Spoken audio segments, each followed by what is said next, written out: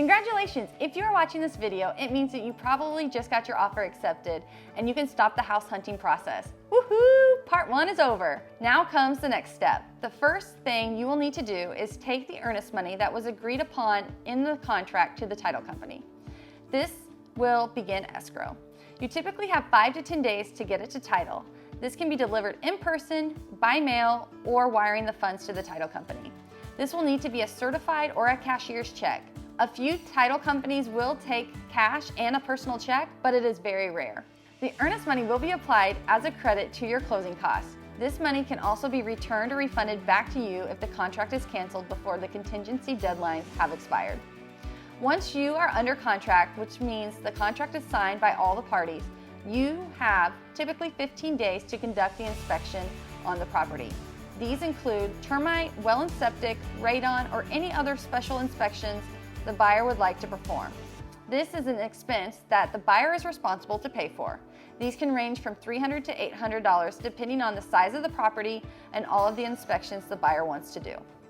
It can be paid for at the time of the inspections or can be added to the closing documents and paid for at closing. We always suggest buyers do a home inspection as well as a termite inspection. Once the buyer is satisfied with the inspections, then you will submit an inspection notice to the sellers. This lets the sellers know of the findings and begin the process of letting them know what you wish to be done based on the reports. You can check out our other videos on YouTube about how the inspection process works in details. The lender will be also ordering the appraiser to go out to the house and assess the value of the property. The appraisal typically needs to be paid for up front, which costs a few $100s. However, some lenders do provide a closing credit. Some lenders provide a credit at closing for the appraisal. The lender will also be in contact with you to get all of the necessary documents and disclosures signed and finalized. You can check out the video on YouTube that talks about the appraisal process. We will begin to set up your closing day and time about 7 to 10 days before your estimated closing date.